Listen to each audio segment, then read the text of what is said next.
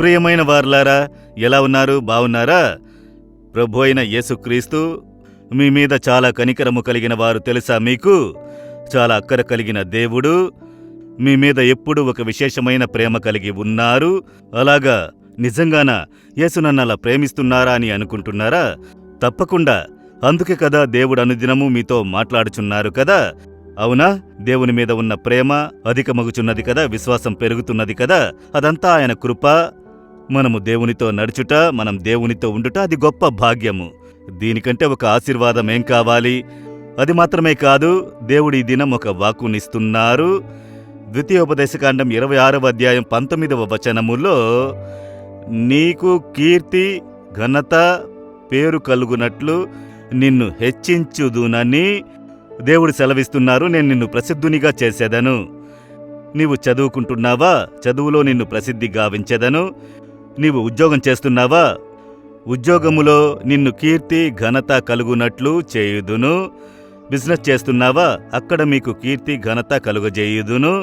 ఈ విధంగా దేవుడు మీరు ఏమి చేయుదురో అందులో మిమ్మల్ని కీర్తికి ఘనతకు మహిమకు కారణంగా చేయుదునని చెబుతున్నారు కదా.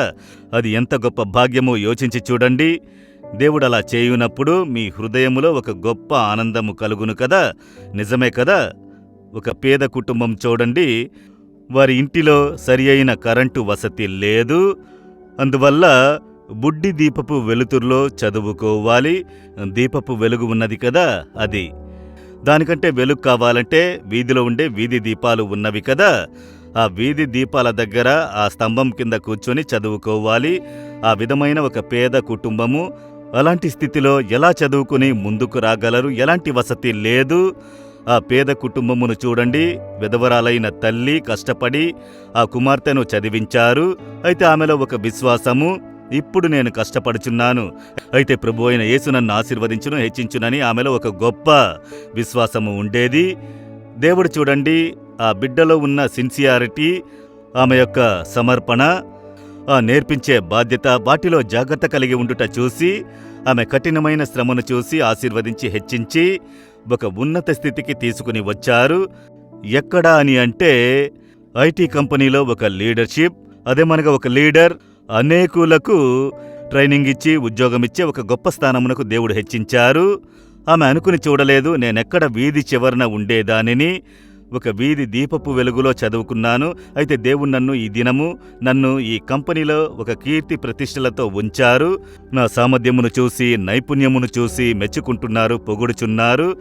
ఈ చిన్న వయసులో ఇంత గొప్ప బాధ్యత దేవుడు నాకు ఇచ్చారని చెప్పి ఆనందముతో చెప్పారు.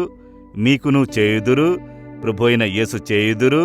మీ కీర్తి ప్రతిష్ట మహిమగా మిమ్మల్ని ఉంచెదరు. ఎందుకంటే ఆయన మీ మీద అక్కర కలిగి ఉన్నారు. ఆయనకు సాధ్యము. ప్రియమైన తమ్ముడా, విశ్వసించు.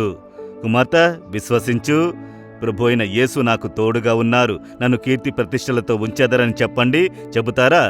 దేవా, నా మీద మీరు చాలా అక్కర కలిగి ఉన్నారు, ప్రేమ కలిగి ఉన్నారు. యేసయ్యా, మీ ప్రేమను నేను మర్చిపోలేను. మీరు వాక్కునిచ్చినట్లుగా నన్ను కీర్తి ప్రతిష్టలతో ఘనత మహిమతో ఉంచెదరని నేను విశ్వసిస్తున్నాను.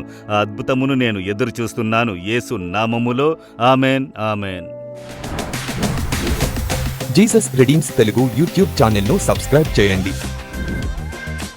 సబ్స్క్రైబ్ బటన్ను క్లిక్ చేయండి మరియు బెల్ బటన్ను నొక్కండి. ప్రతిరోజు కార్యక్రమ సమాచారం పొందండి.